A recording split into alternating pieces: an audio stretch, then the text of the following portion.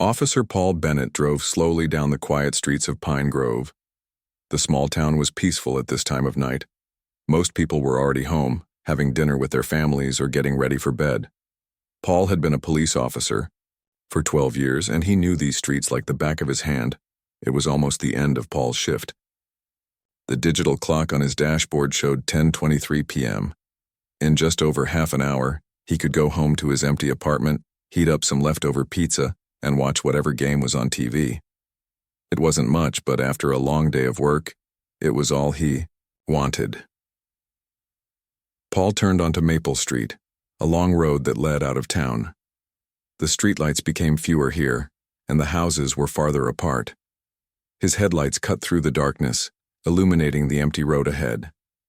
He was about to turn around and head back to the station when he noticed a car in the distance. The car was moving slowly, too slowly for this road. As Paul got closer, he noticed it was weaving slightly, crossing over the center line before jerking back into the correct lane. His police instincts kicked in immediately. The driver might be drunk, tired, or distracted by a phone.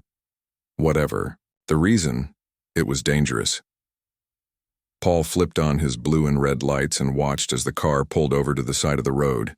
It was an older model Honda Civic, dark blue with a dent in the back bumper. Nothing unusual, but something made Paul feel uneasy. He couldn't put his finger on it, but after years on the force, he had learned to trust his gut. "Dispatch, this is Officer Bennett. I'm making a traffic stop on Maple Street, about 2 miles east of town. Dark blue Honda Civic, license plate, KVR 294. Over, Paul spoke into his radio.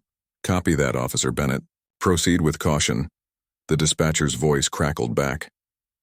Paul stepped out of his patrol car, one hand resting on his holster as he approached the vehicle. This was standard procedure, but tonight it felt especially necessary. The car's windows were tinted, making it hard to see inside. The driver's window rolled down slowly as Paul approached. "Good evening, sir. I'm Officer Bennett with the Pine Grove Police Department. Do you know why I pulled you over tonight?" Paul asked, shining his flashlight into the car. The driver was a man in his mid-30s with short brown hair and a scruffy beard. He looked nervous, his hands gripping the steering wheel tightly. "No, officer." "Was I speeding?" the man asked, his voice shaking slightly. "You were driving erratically, crossing over the center line." "Have you had anything to drink tonight, sir?" Paul asked, studying the man's face for signs of intoxication. No, I don't drink. I'm just tired. Been driving all day," the man explained. Quickly.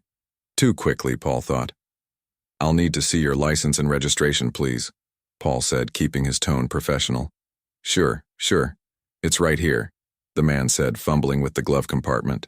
His hands were shaking as he pulled out the registration and then reached for his wallet. While the man searched for his license, Paul shined his flashlight around the interior of the car. The front passenger seat was empty, but there were food, wrappers, and empty soda cans scattered around. Signs of a long journey, consistent with the man's story about driving all day. "Here you go, officer," the man said, handing over his license and registration. Paul took the documents and examined them. The license identified the driver as Greg Allen from Riverside, a city about 200 miles away. The registration matched the vehicle and was current. "Mr. Allen, where are you headed tonight?" Paul asked, still feeling that something wasn't right. "Just passing through." "Going to visit my brother in Lakeside," Greg answered, his eyes darting around nervously. Paul nodded and was about to ask another question when he heard a soft sound coming from the back of the car. It was so faint he almost missed it. Directing his flashlight toward the back seat, Paul saw what looked like a pile of blankets.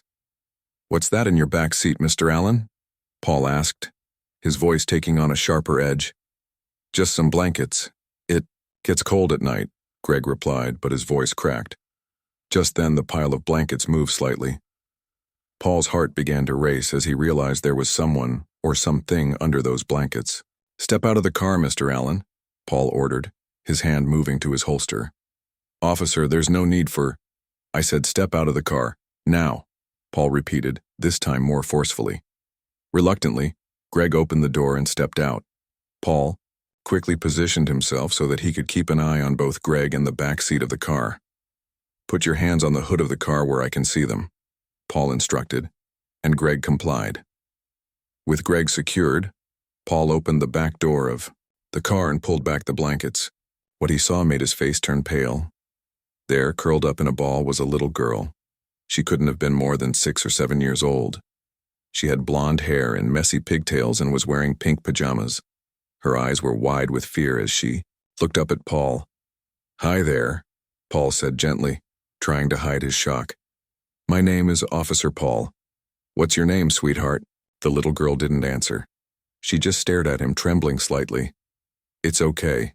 You're not in trouble. I just want to help you," Paul assured her, kneeling down to be at her eye level.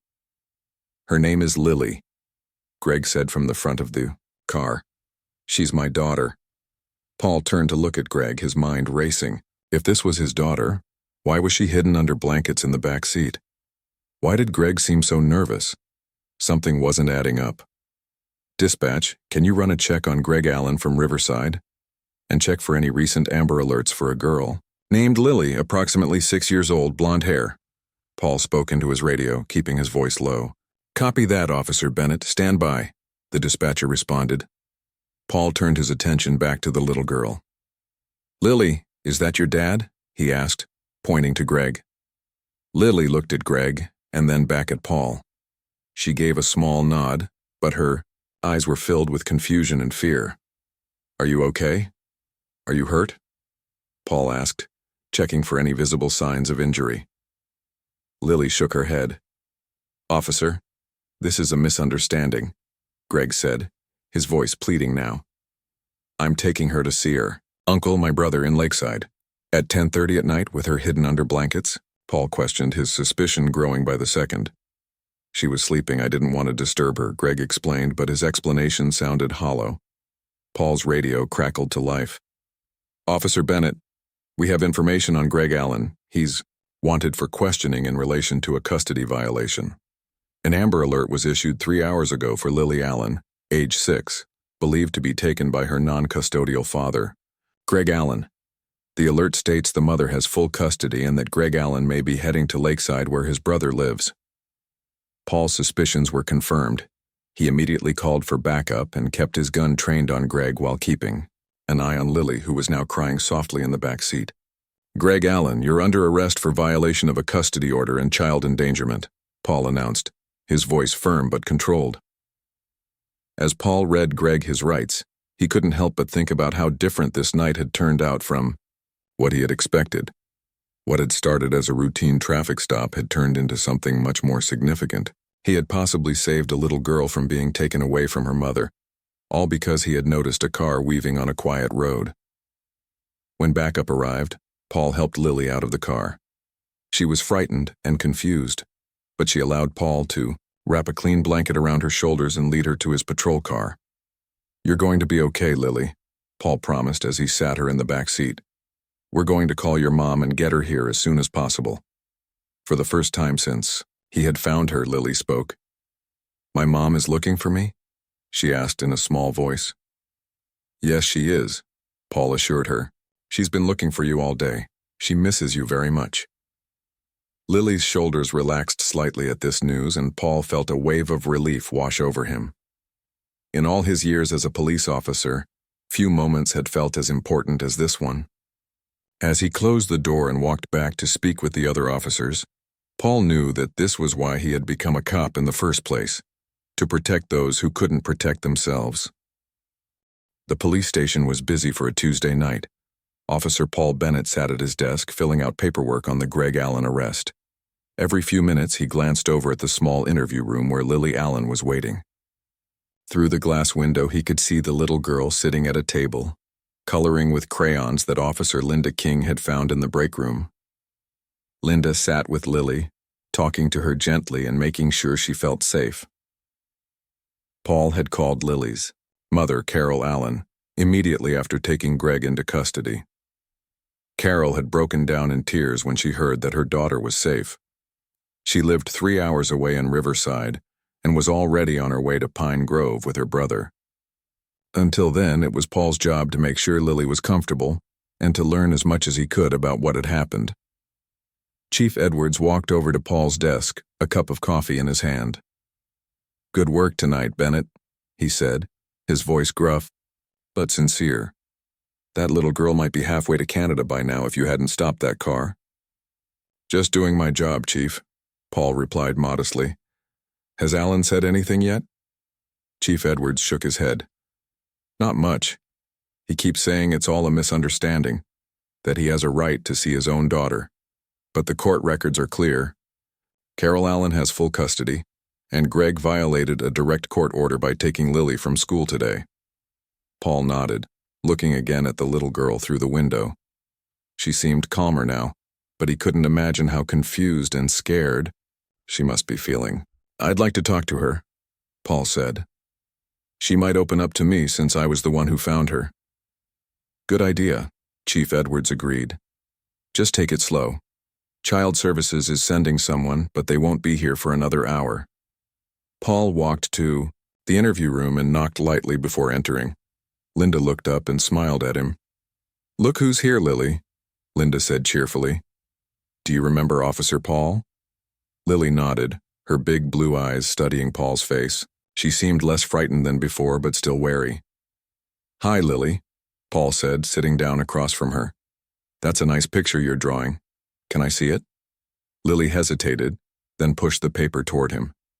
It was a drawing of a house with a woman standing outside. The woman had a sad face. "Is that your house?" Paul asked gently. Lily nodded. "And that's my mom," she said quietly. "She's sad because I'm not there." Paul felt a tug at his heart. "Your mom is coming to get you," he assured her. "She'll be here soon, and she won't be sad anymore." Lily seemed relieved at this news. She picked up another crayon and continued, "Drawing. Lily, can I ask you some questions about today?" Paul asked carefully. "You're not in any trouble. I just want to understand what happened." Lily looked uncertain but gave a small nod. "Did your dad pick you up from school today?" Paul asked. "Yes," Lily said. "He said it was a special day and we were going on an adventure." "Did you know you were going to see your uncle in Lakeside?" Lily shook her head. "Dad just said we were going somewhere fun and Mom would be mad if she knew." She frowned slightly. "He told me to hide under the blankets if we saw any police cars. He said it was a game." Paul exchanged a glance with Linda.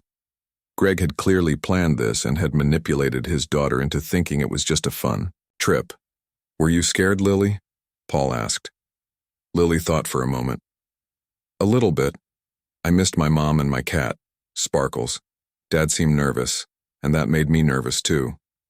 "You're very brave," Paul told her sincerely, "and you did the right thing by staying calm when I found you." Lily gave him a small smile, the first he had seen from her. It transformed her face, making her look like the carefree child she should be, not a frightened girl caught in her parents' conflict. Meanwhile, in another room of the police station, Detective Sam Morgan was interviewing Greg Allen. Greg sat with his shoulders slumped, staring at the table in front of him. "Mr. Allen, you need to understand the seriousness of what you've done," Detective Morgan said firmly. "Taking a child across state lines against a custody order is a federal offense." "I just wanted to see my daughter," Greg said, his voice breaking. "Carol won't let me near her. It's been 3 months since I've seen Lily. 3 months. There are legal ways to address custody issues," Detective Morgan pointed out. "The court gave full custody to Carol for a reason." Greg's face hardened. "Because she lied about me. I never hurt Lily or Carol, but she told the judge I was dangerous. It's not fair. Kidnapping your daughter isn't going to help your case," Detective Morgan replied. "It only proves you're willing to break the law." Greg buried his face in his hands. "I just wanted more time with her. My brother said I could stay with him in Lakeside. We were going to work it out later." Detective Morgan made notes in his file. The situation was becoming clearer. Greg Allen wasn't a hardened criminal. He was a desperate father who had made a terrible decision. Back in the interview room, Paul was still talking with Lily. She had warmed up to him and was telling him about her school and friends in Riverside. "And my best friend is Emma. We sit together at lunch every day," Lily explained, her initial fear now replaced with childlike excitement as she talked about her normal life. "That sounds nice," Paul said, smiling. Do you miss school? Yes, Lily said. I was supposed to be in the class play tomorrow. I'm a tree. She demonstrated by holding her arms up like branches. I bet you're the best tree in the whole play, Paul said, making Lily giggle. Just then there was a commotion in the main area of the police station. Paul looked out to see a woman rushing in, her face tear-stained and anxious. She was talking rapidly to the officer at the front desk, asking about Lily. I think your mom is here, Paul told Lily, whose eyes widened. Linda stayed with Lily while Paul went out to meet Carol Allen. She was a thin woman with the same blonde hair as her daughter, though hers was pulled back in a messy ponytail. She looked exhausted with dark circles under her eyes. Ms. Allen? I'm Officer Bennett, the one who found Lily. Paul introduced himself. Carol grabbed his hand with both of hers, shaking it vigorously. Thank you, she said, her voice choked with emotion. Thank you for finding my baby. Is she okay? Is she hurt? She's fine, Paul assured her. A little confused and tired, but physically she's perfectly okay. She's been very brave. Can I see her? Carol asked desperately. Of course, Paul said. She's right this way. He led Carol to the interview room. When the door opened, Lily looked up. For a split second she froze, and then her face lit up. Mommy, she cried, jumping from her chair and running into her mother's open arms. Carol knelt down and hugged her daughter tightly, tears streaming down her face. Lily, my Lily, she kept saying, rocking back and forth with the child in her arms. I was so worried. I love you so much. I love you too, Mommy, Lily said, her small arms wrapped around her mother's neck. I wanted to come home. Paul and Linda quietly stepped out of the room to give the mother and daughter privacy for their reunion. Through the window they could see Carol checking Lily over, touching her face, her hair, her arms, as if making sure every part of her was really there and unharmed. It's moments like these that remind me why I became a cop, Linda said softly. Paul nodded in agreement. One traffic stop made all the difference for that little girl. Chief Edwards joined them, watching the reunion with satisfaction. Good instincts tonight, Bennett. If you hadn't noticed that car weaving, who knows what would have happened? What will happen to Greg Allen? Paul asked. That's up to the courts, Chief Edwards replied. But he's looking at serious charges. Custody violation, kidnapping, crossing state lines with intent to deprive a parent of custody. It adds up. Paul felt a mix of emotions. He was glad Lily was safe and back with her mother, but he also felt a strange sympathy for Greg. The man had made a terrible choice, but Paul had seen the genuine love in his eyes when he talked about his daughter. Sometimes there are no winners in these situations, Chief Edwards said, seeming to read Paul's thoughts. All we can do is uphold the law and try to protect the innocent. As the night wore on, Paul finished his paperwork and prepared to finally go home. As he was leaving, Carol Allen approached him in the hallway. Lily was asleep in her arms, her head resting on her mother's shoulder. Officer Bennett, I don't know how to thank you, Carol said softly, careful not to wake Lily. If you hadn't stopped Greg's car. Just doing my job, ma'am, Paul replied with a smile. Take good care of her. I will, Carol promised. She told me you were nice to her, that you made her feel safe. Thank you for that.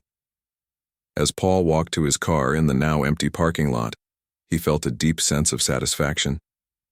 The leftover pizza and basketball game waiting at home seemed unimportant compared to what he had accomplished tonight. He had helped bring a little girl back to her mother, and no matter what else happened in his career, he would always remember the night a routine traffic stop turned into something much more important. 2 weeks had passed since the night Officer Paul Bennett found Lily Allen hidden in the back seat of her father's car. Life in Pine Grove had returned to its normal, quiet rhythm, but Paul couldn't stop thinking about the little girl and her family. He wondered how Lily was doing back home with her mother, and if Greg Allen was still in jail awaiting trial. On a rainy Monday morning, Paul sat at his desk in the police station, finishing reports from the weekend. The station was quiet, with only the sound of keyboards clicking and phones ringing in the background.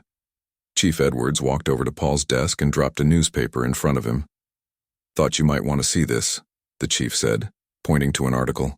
The Allen case made the front page of the Riverside Times. Paul picked up the newspaper. The headline read, "Father faces charges in daughter's abduction." There was a photo of Greg Allen being led into a courthouse, his head down. The article described how Greg had taken Lily from her elementary school by telling the school secretary he had permission to pick her up for a doctor's appointment. No one had checked with Carol Allen until it was too late. By then, Greg and Lily were already hours away heading toward Pine Grove. Says here the school's changing its pickup policies because of what happened, Paul noted as he read through the article. Good, Chief Edwards replied. Maybe some good will come out of this mess. Oh, and there's something else you should know. The DA in Riverside called this morning. They want you to testify at Greg Allen's hearing next week. Paul nodded. He had expected this. As the arresting officer, his testimony would be important in the case against Greg. There's also a letter for you, Chief Edwards added, handing Paul an envelope. Came in the mail today. Paul looked at the return address. It was from Carol Allen in Riverside. He opened the envelope and found a handwritten note along with a child's drawing. The drawing showed a police car with a stick figure in a police uniform standing next to it. Written in a child's messy handwriting at the bottom were the words, "Thank you, Officer Paul," with a heart next to it. The note from Carol explained that Lily was doing well and had returned to school. She was seeing a child therapist once a week to help her process what had happened. Carol wrote that Lily still talked about the nice police officer who found her and wanted to send him a thank you picture. Paul smiled as he pinned the drawing to the bulletin board next to his desk. It was a small reminder of why his job mattered. Later, that afternoon, Paul was called to a meeting with District Attorney Maria Gomez, who had traveled from Riverside to prepare for Greg Allen's hearing. They sat in a small conference room at the police station, reviewing the details of the case. The evidence is pretty straightforward, DA Gomez explained. Greg Allen violated a court order by taking his daughter without permission. He crossed state lines, which makes it a federal offense, and he clearly knew what he was doing was wrong. Why else would he tell Lily to hide under blankets if they saw police? Paul nodded in agreement. He seemed desperate, though. When I arrested him, he kept saying he just wanted to see his daughter. DA. Gomez looked at Paul with interest. Are you sympathizing with him, Officer Bennett? No, Paul said quickly. What he did was wrong, and he put Lily in danger. I'm just saying I think he loves his daughter. He wasn't trying to hurt her. Love doesn't excuse breaking the law, DA Gomez replied firmly. But I understand what you're saying. In cases like these, there are no easy answers. She opened a folder and showed Paul some documents. We've been investigating Greg Allen's claims about being unfairly denied access to his daughter. There's some evidence that Carol Allen may have made false statements during their custody hearing. Greg's previous employer has come forward saying Carol lied about Greg's work history and financial situation. So, what does that mean for the case? Paul asked, surprised by this new information. It complicates things, DA Gomez admitted. Greg still broke the law by taking Lily, but his motivation might be considered by the judge. His attorney is pushing for a plea deal with minimal jail time and mandatory family counseling instead. After the meeting, Paul went on patrol, driving the same route he had taken the night he found Lily. He thought about the case and the complicated lives of the Allen family. As a police officer, his job was to uphold the law. Greg Allen had broken the law, regardless of his reasons. But as a human being, Paul couldn't help feeling that there was more to the story than just right and wrong. When Paul returned to the station that evening, he found a message waiting for him. Greg Allen had asked to speak with him before the hearing. Paul was surprised by the request but agreed to meet with Greg the next day at the county jail where he was being held. The county jail was a 40-minute drive from Pine Grove. The next morning, Paul arrived early and was led to a small room where inmates could meet with visitors. Greg Allen was already there, sitting at a table in an orange jumpsuit. He looked thinner than Paul remembered, with dark circles under his eyes. Thank you for coming, Officer Bennett, Greg said as Paul sat down across from him. I didn't think you would. What can I do for you, Mr. Allen? Paul asked, keeping his tone professional. Greg looked down at his hands, which were folded on the table. I wanted to thank you, he said, his voice quiet. Thank me? Paul was confused. I arrested you. You found my daughter and kept her safe, Greg explained. And I've had a lot of time to think in here. What I did was wrong. I know that now. I was so angry at Carol and the courts that I couldn't see straight. I thought taking Lily was the only way I could be with her. He paused, struggling with his emotions. But all I did was scare her and make things worse. Paul didn't know what to say. This wasn't the angry, defensive man he had arrested 2 weeks ago. I'm going to plead guilty, Greg continued. My lawyer thinks we can get a deal. Some probation, counseling, maybe a little jail time, and supervised visits with Lily eventually if she wants to see me. That sounds reasonable, Paul said carefully. I just wanted you to know that I'm sorry, Greg said, looking directly at Paul now. Not just for breaking the law, but for putting my daughter through that, for making her hide and lie. That's not the kind of father I want to be. Paul nodded. Have you talked to Lily since that night? Greg shook his head sadly. No, there's a no-contact order. But my lawyer is working with Carol's lawyer. They say maybe I can write her a letter just to tell her I'm sorry and that I love her, that this wasn't her fault. Before Paul could respond, a guard announced that their time was up. As Paul stood to leave, Greg asked one more question. Is she okay? Lily? Do you know? I got a letter from her mother yesterday, Paul told him. She said Lily's doing well. She's back in school seeing a therapist. She drew me a picture.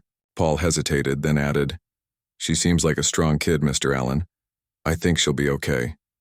Relief washed over Greg's face. Thank you. That's all I needed to know. As Paul drove back to Pine Grove, he thought about his conversation with Greg Allen. The man had made a terrible mistake, but he seemed genuinely remorseful. Paul wondered if there was any chance for Greg to rebuild his relationship with his daughter someday. When Paul arrived at the police station, Chief Edwards called him into his office immediately. The chief looked concerned. Just got a call from Dia Gomez, he said. There's been a new development in the Allen case. Carol Allen has admitted to lying during the custody hearings. She told the DA that she made false claims about Greg being abusive because she was angry after their divorce. What does this mean for the case? Paul asked, surprised by this turn of events. Greg still broke the law by taking Lily, Chief Edwards explained. But with this new information, the DA is more inclined to accept a plea deal. Less jail time, more focus on counseling, and eventually establishing a healthier co-parenting arrangement. Paul nodded, thinking about his conversation with Greg that morning. So there might be a way forward for both of them to be in Lily's life. Maybe, Chief Edwards said. That'll be up to the family courts to decide down the road. But at least, now they'll be working with the whole truth. As Paul left the chief's office, he felt a sense of cautious hope for the Allen family. The road ahead would not be easy for them, but perhaps with time and help they could find a way to put Lily's needs first. And maybe, just maybe, his traffic stop that night had set in motion events that would eventually lead to healing rather than more pain. 3 months had passed since the night Officer Paul Bennett found Lily Allen hidden in the back of her father's car. Spring had arrived in Pine Grove, bringing warm sunshine and flowers blooming along the streets. Paul had just finished testifying at Greg Allen's hearing in Riverside the week before. The case had ended with Greg accepting a plea deal, 6 months in a minimum security facility, followed by 2 years of probation, mandatory counseling, and eventually supervised visits with Lily. Paul sat at his desk in the police station, drinking coffee and reviewing the day's assignments. His phone rang and he was surprised to hear District Attorney Maria Gomez on the other end. Officer Bennett, I wanted to thank you again for your testimony last week, she said. Your honest assessment of the situation helped us reach a fair resolution. Just telling the truth as I saw it, Paul replied. How's everything settling now? That's actually why I'm calling, DA Gomez said. The judge has ordered family counseling for Carol, Greg, and Lily once Greg is released. They've made some progress already. Carol has admitted her mistakes and is working with a therapist to address her anger issues from the divorce. She's even agreed to bring Lily to visit Greg in a supervised setting next month. That's good to hear. Paul said sincerely. Sounds like they're moving in the right direction. Yes, and there's something else, D.A. Gomez continued. The family court judge who's overseeing their case has asked if you would consider being part of a new program we're developing. It's for police officers who handle sensitive family cases, particularly those involving children. Your approach to the Allen case showed exceptional insight and compassion. We think you could help train other officers. Paul was taken aback by the offer. I'm flattered, but I'm just a patrol officer in a small town. I don't have any special training for that kind of work. Sometimes experience is the best teacher, De Gomez replied. Think about it and let me know. The program won't start for a few months. After hanging up, Paul sat back in his chair, considering the unexpected offer. Chief Edwards walked by and noticed his thoughtful expression. Everything okay, Bennett? The chief asked. Paul explained about the call from D.A. Gomez and the offer to join the training program. You should do it, Chief Edwards said without hesitation. You've got good instincts with people, especially kids. That can't be taught from a textbook. Later that day, Paul was on patrol when he received a call about a disturbance at the Pine Grove Elementary School. When he arrived, he found a tense situation in the school office. A woman was arguing loudly with the school principal, demanding to see her son. The principal was refusing, saying she wasn't on the approved pickup list. What seems to be the problem here? Paul asked calmly as he entered the office. The principal, a thin woman with gray hair pulled back in a tight bun, looked relieved to see him. Officer Bennett, thank you for coming. Mrs. Daniels here is trying to pick up her son, but she's not on the approved list. The boy's father has sole custody. The woman turned to Paul, her eyes red from crying. Please, you have to help me. I just want to see my son. His father won't let me near him. It's not right. Paul felt a strange sense of déjà vu. This situation was eerily similar to the Allen case, but from the opposite perspective. Mrs. Daniels, I understand you're upset, Paul said gently. But we need to follow the legal procedures. Is there a custody order in place? Yes, but it's not fair, she said, her voice breaking. The judge believed all of Kevin's lies about me. I made some mistakes, but I'm better now.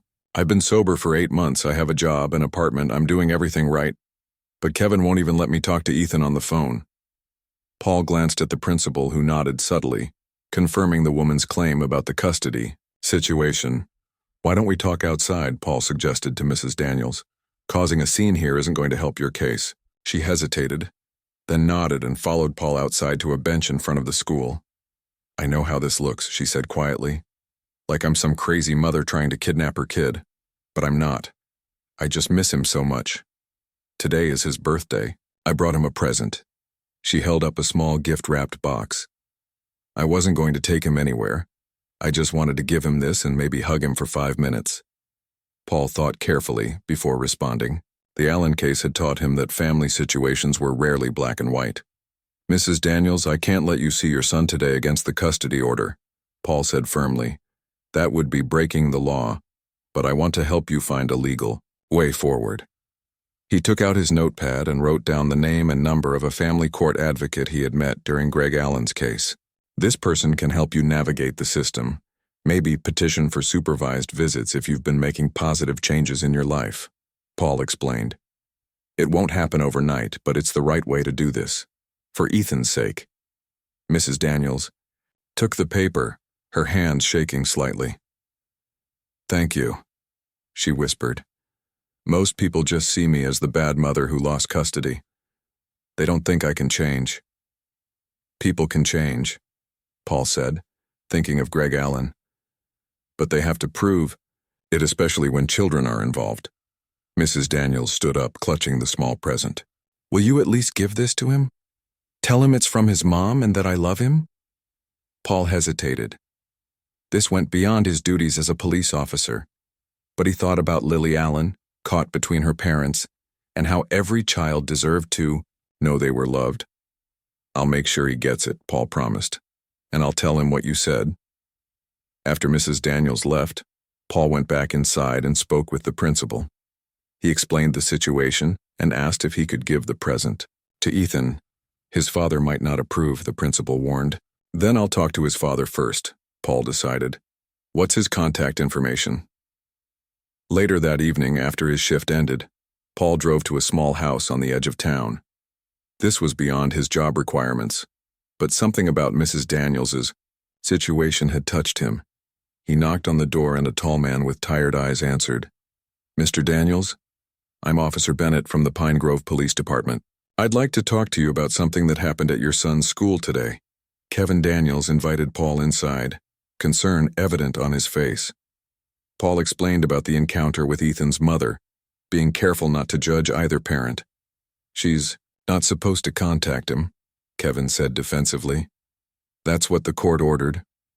I understand, Paul replied, and I made sure she left without seeing him. But she did bring him a birthday present. I told her I'd ask you if it would be okay to give it to him. Kevin looked at the small wrapped box Paul held out, conflict clear on his face. She's really been sober for 8 months? He asked quietly. Paul nodded. That's what she told me. I can't verify it, but she seemed sincere. From another room, a small voice called out, Dad? Who's at the door? Just a minute, Ethan, Kevin called back. He turned to Paul and sighed. He asks about her sometimes. I never know what to say. Paul thought carefully before responding. Mr. Daniels, I'm not here to tell you what to do. That's between you, your ex-wife, and the courts. But I recently worked on a case where both parents made mistakes, and the only person who really suffered was their child. Kevin was quiet for a moment, then held out his hand for the present.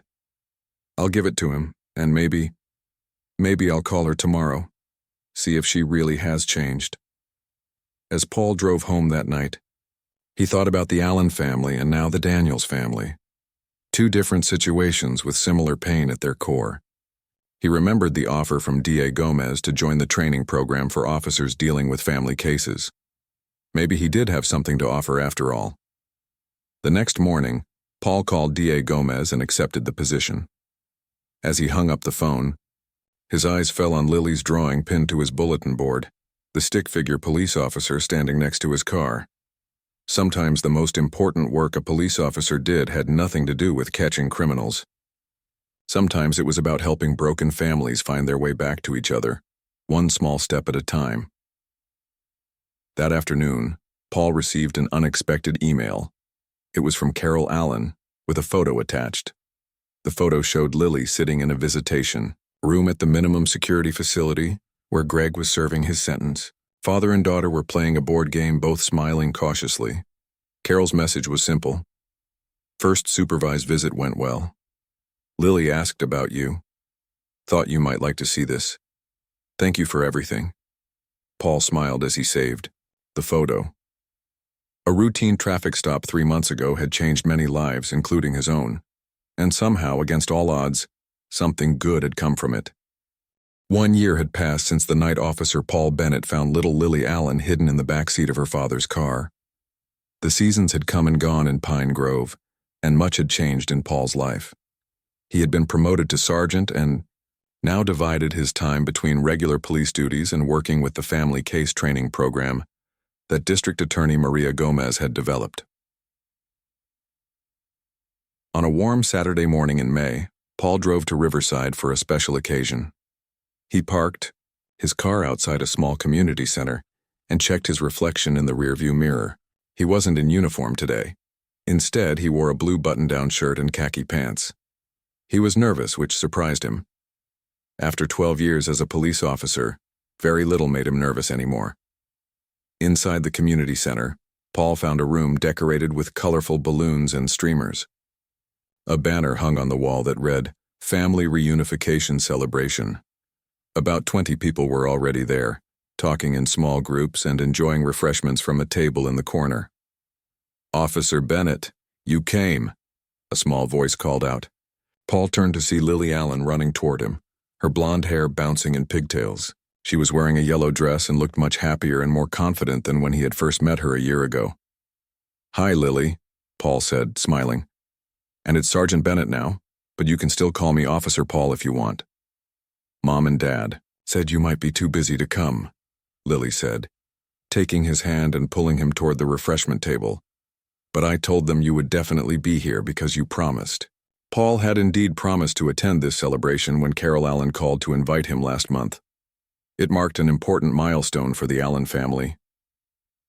After 6 months in a minimum security facility, Greg had completed his sentence and the required counseling.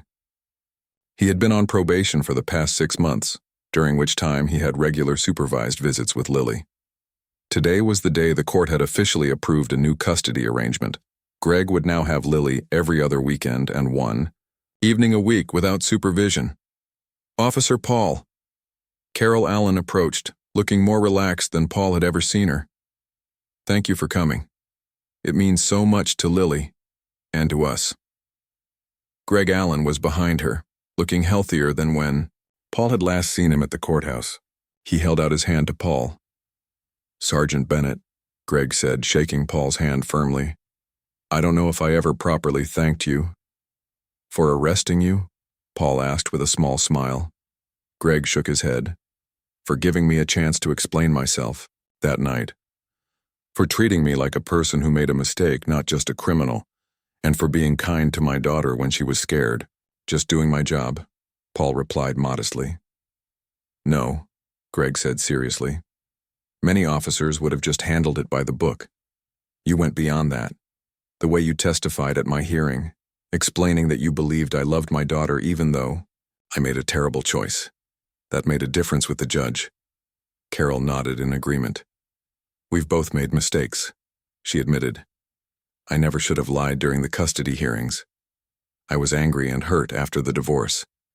And I wanted to punish Greg. I didn't think about what was best for Lily. The important thing is that you're both focusing on Lily now," Paul said, looking over at the little girl who was now playing with some other children across the room. "That's why we wanted you here today," Greg explained. "You're part of our story. If you hadn't stopped my car that night—" He trailed off, unable to finish the thought. "I might still be keeping Lily from her father," Carol finished for him. "Or Greg might have taken her somewhere far away and I might never have seen her again. Instead, we're here, learning how to be parents together even though we're not together." Paul felt a lump in his throat. In his years as a police officer, he rarely got to see the long-term impact of his work. Most days were a blur of traffic stops, domestic disputes, and paperwork. To see a family healing because of his actions was a powerful reminder of why he had become a police officer in the first place. DA Gomez arrived a few minutes later and made her way over to their group. "Sergeant Bennett," she greeted Paul warmly. "I see you've been reunited with the Allen family. The family that started our whole program," Paul replied. DA Gomez nodded. 6 police departments are now using our training protocols for family dispute cases. Over 30 officers have completed the program, and we've seen a 15% reduction in repeat incidents in those areas. "All because you stopped a car with a broken taillight," Greg said to Paul. The celebration continued with a small ceremony. A family court judge gave a short speech about the importance of putting children's needs first during difficult family situations. Several families, including the Allens, were recognized for their progress in rebuilding healthy relationships. Afterward, as people mingled and enjoyed cake, Paul noticed a familiar face entering the community center. Mrs. Daniels, the woman he had encountered at Pine Grove Elementary School. She was with a boy who appeared to be about 9 or 10 years old, and a man Paul recognized as Kevin Daniels. Mrs. Daniels spotted Paul and approached with a smile. "Officer Bennett, I was hoping you'd be here. I wanted you to meet my son, Ethan." The boy looked up at Paul with curious eyes. "Are you the police officer who gave me my mom's birthday present?" "I am," Paul confirmed. "It's nice to meet you, Ethan. We've been in the program for 6 months now," Mrs. Daniels explained. "Kevin and I are working with the family counselor. I get to see Ethan twice a week now." "That's great news," Paul said sincerely. Kevin Daniels, who had been hanging back, stepped forward. "I want to thank you, officer. If you hadn't talked to me that night, well, I might have kept being stubborn. Might have kept Ethan from his mother forever. She really has changed. Sometimes people just need a chance to prove themselves," Paul said, thinking of Greg Allen. As the celebration wound down, Lily came to find Paul one more time. She handed him a drawing she had made. It showed 3 stick figures, a woman, a man, and a little girl between them, all holding hands. Above them was a 4th figure in what looked like a police uniform, with wings, like an angel. "That's you," Lily explained, pointing to the winged figure. "Mom says you're like our guardian angel because you helped our family when we were broken." Paul felt his eyes grow damp. "Thank you, Lily. I'll keep this on my desk at the station." Before he left, Paul spoke briefly with D.A. Gomez about expanding the training program to include school staff, teaching them how to handle difficult custody situations. She loved the idea and suggested Paul might be the perfect person to develop that part of the program. Driving back to Pine Grove that evening, Paul reflected on how much had changed in just 1 year. The night he had stopped Greg Allen's car, for a broken taillight and erratic driving had seemed like a routine traffic stop at first. Then he had shined his flashlight into the back seat and seen Lily's frightened face, and everything had changed. That moment had led to Greg's arrest, but it had also set in motion a chain of events that ultimately helped heal a broken family. It had changed Paul's career path, leading him to discover a talent for handling sensitive family cases. And it had shown him that sometimes the most important police work happened not in dramatic chases or standoffs, but in quiet moments of connection with people in crisis. As he drove into Pine Grove, Paul's radio crackled with a call about a car parked suspiciously near the town park. He responded that he was on his way. Another day, another call. Another chance to make a difference in someone's life, even if he might never know the full impact of his actions. But now he knew that even the most routine parts of his job could lead to profound changes for the people involved. Every traffic stop, every conversation, every moment of compassion or insight could ripple outward in ways he couldn't predict. And that knowledge made every day on the job feel meaningful in a way it never had before.